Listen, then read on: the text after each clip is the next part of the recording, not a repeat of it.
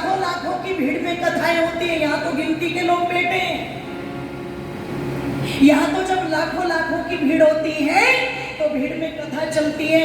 बोले प्रहलाद जी बैठे हाथ जोड़ करके, भगवान मैं तो अपने पिता को छोड़ के आ गया, अब तो मैं बैठ के नारायण नारायण ही रटूंगा, पर क्या करूं, नारायण रटने से मेरी भूख शांत तो नहीं हो रही, भूख लगी हुई है, क्या करूं। कथा चल रही है और कथा सुनाने वाला महत्व बता रहा है। बोले जब प्रहलाद जी को भूख लगी तो तुरंत एक माता लोटे में दूध लेकर के और लोटा नारायण जी के सामने रख करके हाथ जोड़ करके प्रार्थना करने लगी। क्या कि मेरा लोटा मेरा लोटा मेरा लोटा ले गयो नारायण, मेरा लोटा ले गयो नारायण, बोलो नारायण नारायण नारायण, बोलो नारायण नारायण नारायण। एक लाइन थी कि मेरा लोटा ले गए नारायण, और आधा घंटे तक गुरुजी भी नाच रहे हैं, चेले भी नाच रहे हैं और चेलियां भी नाच रही है। आधा घंटे तक उन्हें नहीं पड़ी। और कहते हैं कि जब प्रहलाद जी ने दूध उठा के लोटा रख दिया वापस, तो पहले तो माता जी इसलिए दुखी थी कि दूध ही तो लाई थी नारायण के लिए, लोटा तो ले गए नारायण। अब जब लोटा रख दिया तो माता जी खुश हो गई, और जब खुश हो गई तो आधा घंटा किसने गया होगा माताओं, बताना जरा एक बार। हाँ, सारी जानती हो तुम, क्या हंस रही हो एक दूसरे को देख के, रोज सुनती हो तुम टीवी लगा के। आधा घंटा लोटा, पता लगा इस खुशी में निकल गया कि मेरा लोटा धर गयो नारायण। उन्हें नहीं पड़ी है, उन्हें इस बात की लेश मात्र भी कोई चिंता नहीं है कि वो बैठ करके आप लोगों को याद दिलाएंगे। ये बात ना आपको मुरारी बापू याद दिलाएंगे, ना देवकीनंदन ठाकुर याद दिलाएंगे, ना बापू चिन्मयानंद याद दिलाएंगे, वो बिल्कुल नहीं दिलाएंगे, क्योंकि वो किसी को नाराज करना, जोर से बोलो, चाहते ही नहीं है। इतना बल उनके अंदर है ही नहीं कि वो धड़ल्ले से अपनी बात को कह दे और बेधड़क होकर के कह दे। आप क्या सोचते हो जो प्रचार इस मंच से किया गया, ये प्रचार करना कोई आसान है? जान हथेली पर रख करके तब ये चीजें बोली जाती है। हर किसी की माँ ने इतना दूध नहीं पिलाया कि लोग धड़ल्ले से इस प्रचार को कर सकें। इतना आसान नहीं है, क्योंकि जब इन बातों का प्रचार होता है तभी तो स्वामी श्रद्धानंद का बलिदान हुआ, तभी तो पंडित लेखराम का बलिदान हुआ, तभी तो राजगुरु का बलिदान हुआ।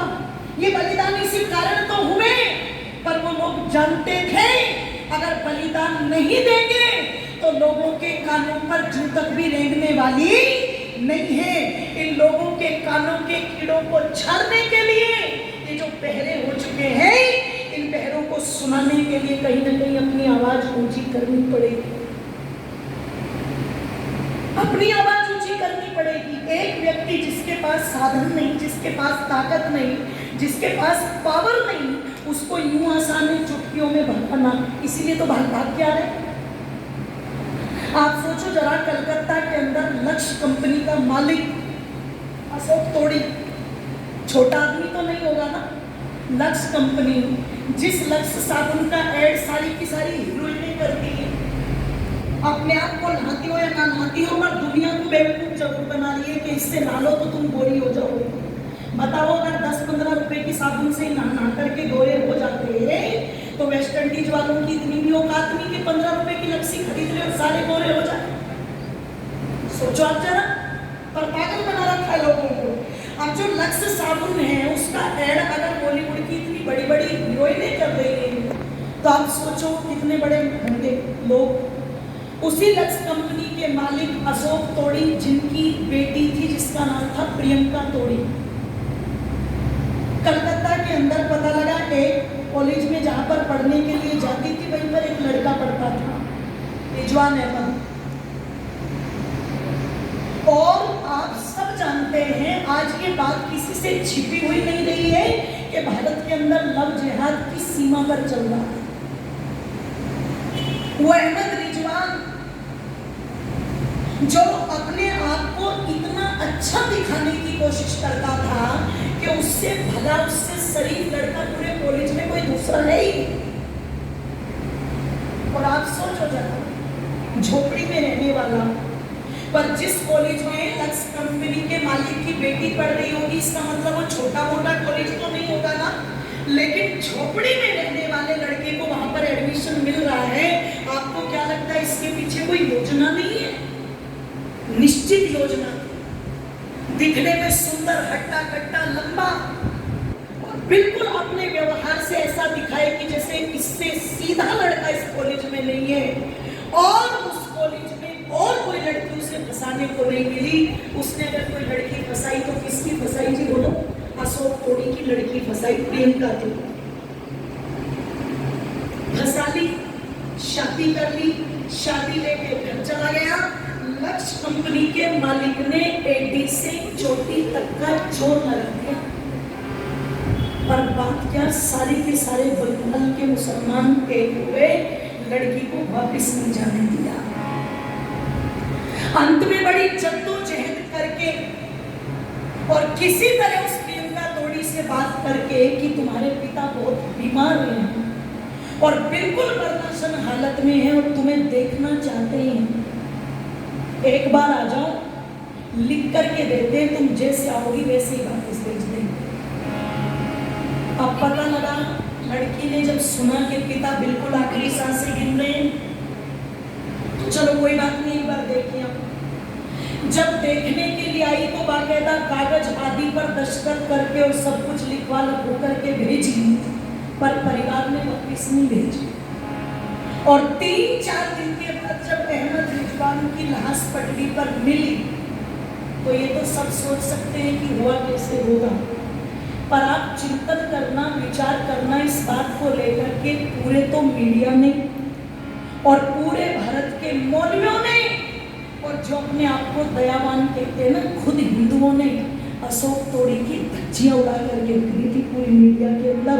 आप सोच करके देखो, विचार करके देखो, लव जिहाद का ये शिकार एक किस्सा और इसकी धज्जियां उड़ाती, और धज्जियां उड़ा करके अगर मीडिया पर खंगा दोगे तो आपको क्या लिखा हुआ मिलेगा?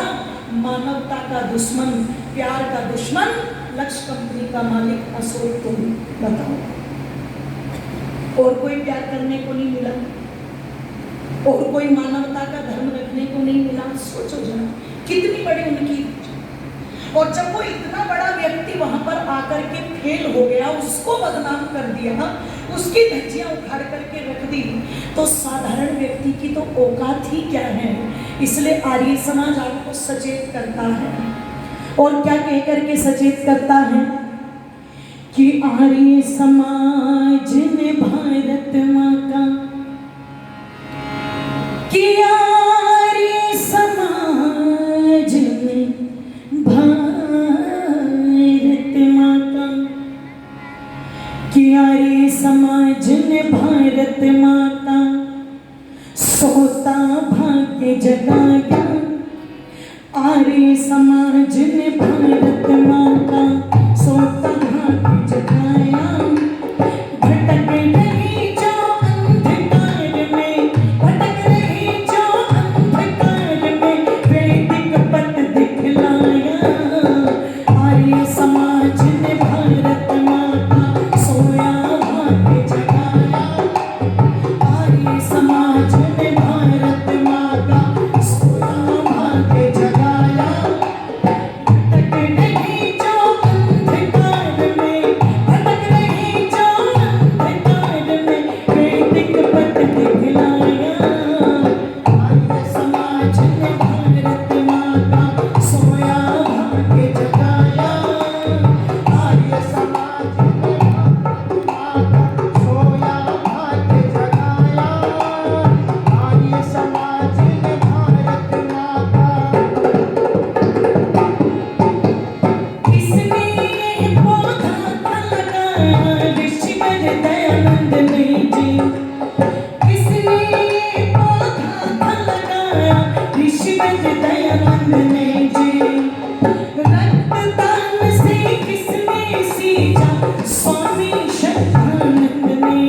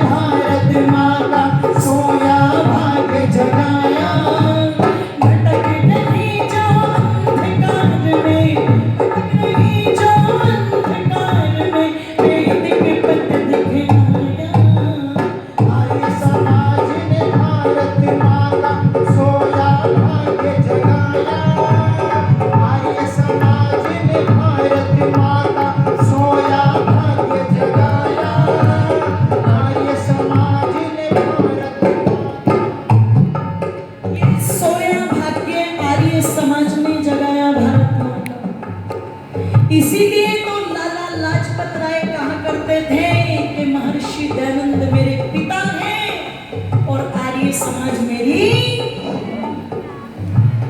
इसीलिए सरदार अर्जुन सिंह ने भगत सिंह का यज्ञोपवीत संस्कार जब करवाया, और करने वाले कौन? पंडित लोकनाथ तर्क वाचस्पति, जिनकी लिखी हुई यज्ञ प्रार्थना हम सब गाते हैं, यज्ञ रूप प्रभु हमारे भाव उज्ज्वल कीजिए। धन्यवाद। आदरणीय हमारी बहन कल्याणी आर्य मेरी भी माता जी है, ये राशि देकर के अपना आशीर्वाद मुझे दे रही हैं, मैं उनका धन्यवाद करती हूँ। निवेदन कर रही थी, पंडित लोकनाथ तर्क वाचस्पति जी ने जब यज्ञोपवीत पहना दिया तो गोद में लेकर के सरदार अर्जुन सिंह ने अपने पोते भगत सिंह के लिए कहा था, आज से मैंने अपना पोता देश के नाम कर दिया, ध्यान रखना। अपने आप ही दे देते थे, क्योंकि उन दादाओं की एक ही इच्छा होती थी, तुझे सूरज कहूं या चंदा है, तुझे दीप कहूं या तारा, मेरा नाम करेगा रोशन, जग में मेरा राज। समय बदला, समय बदला तो बच्चों के गाने बदल गए, और गाने बदले तो चलो यहाँ तक भी ठीक था कि पापा कहते हैं बड़ा, नाम करेगा और बेटा हमारा ऐसे। पर आज क्या हो गया? क्योंकि आज तो बच्चे सीधे सीधे ही बोल रहे हैं, बोले बापू सेहत के लिए तू तो हानिकारक है। आज तो सीधे सीधे बोल रहे हैं, आप सोच के देखो जज्बा कहां से पैदा होगा। इसलिए वो समय था जब अपने बच्चों को गोद में उठा करके दादा कहता था मैंने देश के नाम कर दिया। इसीलिए तो शाहजहांपुर के अंदर जब पंडित राम प्रसाद बिस्मिल से उनके पिता ने कहा था या तो घर छोड़ दे या आर्य समाज छोड़ दे, बोले दिक्कत की बात नहीं है पिताजी, आज से छोड़ दिया कि आर्य समाज, बोले ना घर छोड़ दिया। घर छोड़ सकता हूं पर आर्य समाज नहीं छोड़ सकता। जब चलने लगा घर छोड़ करके तो पिता ने बोला ये कपड़े जो पहन के जा रहा है ना लाट साहब बन के, बाबूजी बन के, ये भी मेरी कमाई की है। तुरंत कुर्ता और नीचे का पजामा उतार करके कहता पिताजी कोई दिक्कत नहीं, एक वस्त्र है, इसे भी जाकर के आर्य समाज में भिजवा दूंगा, अगर इसे भी उतार के गया तो लोग कहेंगे उसका बेटा नहीं जा रहा था, ये भी तुम्हारी इज्जत की बात है। पर आर्य समाज नहीं छोड़ा, लोगों ने आर्य समाज को नहीं छोड़ा, क्योंकि आर्य समाज ही है जो देश की, धर्म की, संस्कृति की बात करता है, जगाने की बात करता है। इसलिए कहा कि लाला लाजपत और भगत सिंह किसकी गोद में खेले, लाला लाजपत और भगत सिंह किसकी गोद में खेले, आर्य समाज के आंगन में ही लगे शहीदों के मेले, अरे आर्य समाज के आंगन में ही लगे शहीदों के मेले, लाला लाजपत और भगत सिंह किसकी गोद में खेले, आर्य समाज के आंगन में ही लगे शहीदों के मेले। चूर चूर हो गया अन्याय, चूर चूर हो गया अन्याय, जो इससे टकराया, चूर चूर हो गया अन्याय, जो इससे टकराया, भटक रही जो अंधकार में, भटक रही जो अंधकार में, वैदिक पथ दिखलाया, आर्य समाज ने भारत माता सोया भाग्य जगाया, आर्य समाज ने भारत माता सोया भाग्य जगाया, भटक रही जो अंधकार में, भटक रही जो अंधकार में, उनको पथ दिखलाया, आर्य समाज ने भारत माता सोया भाग्य जगाया, आर्य समाज ने भारत माता सोया भाग्य जगाया, आर्य समाज ने भारत माता। हिंदू जाति की हैदराबाद में किसने जान बचाई, हिंदू जाति की हैदराबाद में किसने जान बचाई फिर पंजाब में हिंदी जननी को भी धीर धराए फिर पंजाब में हिंदी जननी को भी धीर धराए जो भी इसकी शरण में आया जो भी इसकी शरण में आया सबको गले लगाया जो भी इसकी शरण में आया सबको गले लगाया भटक रही जो अंधकार में भटक रही जो अंधकार में वैदिक पथ दिखलाया आर्य समाज ने भारत माँ का सोया भाग्य जगाया आर्य समाज ने भारत माँ का सोया भाग्य जगाया भटक रही जो अंधकार में भटक रही जो अंधकार में वैदिक पथ दिखलाया समाज ने भारत माँ का सोया भाग्य जगाया आर्य समाज ने भारत माँ का सोया भाग्य जगाया आर्य समाज ने भारत माँ का निवेदन कर दूं पंडित महेंद्रपाल आर्य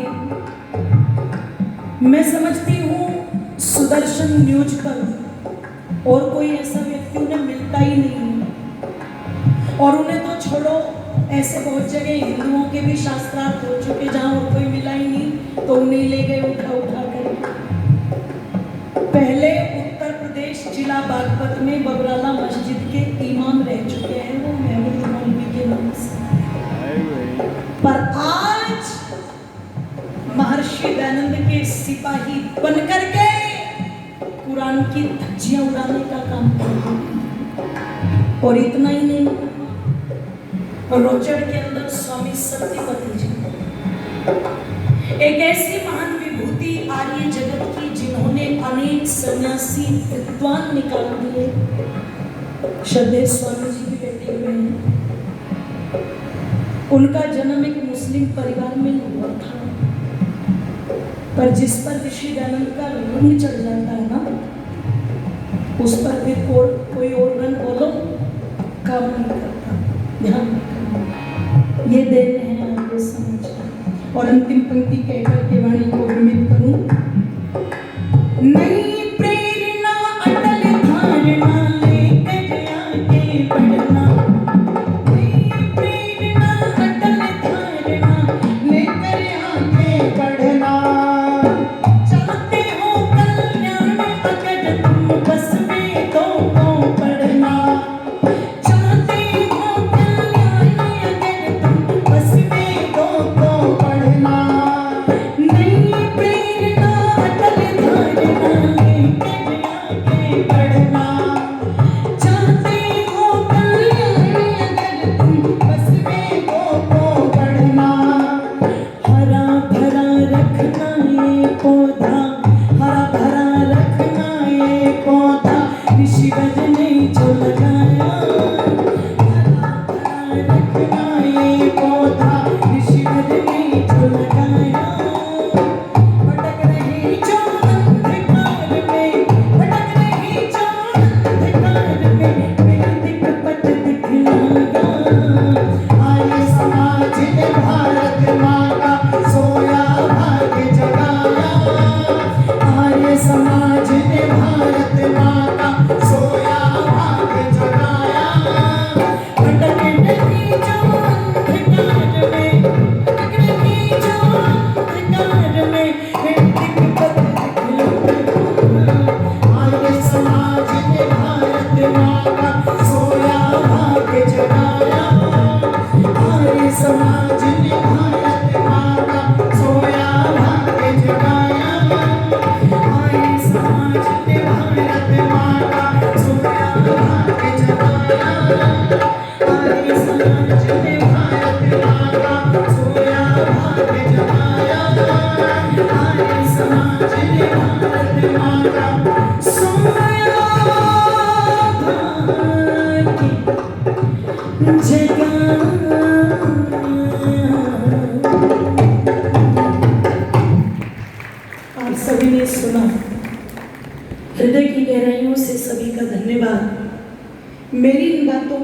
चिंतन करना, मंथन करना, और जो भूलने की बीमारी आज हम में आ चुकी है, इस बीमारी को दूर करना, एक बार उस इतिहास को याद रखने का प्रयत्न जरूर करना जो इतिहास किस लिए रचा गया था।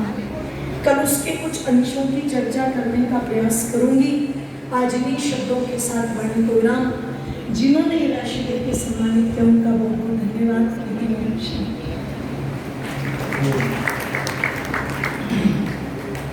शहीदों की गाथाएं अगर सुनाने लगेंगे, शहीदों के बलिदान अगर सुनाने लगेंगे तो पत्थर भी आंसू बहाने लगेंगे। समय का अभाव है, गाथाएं बहुत हैं, संकेत रूप में थोड़ा आपको संकेत किया गया है।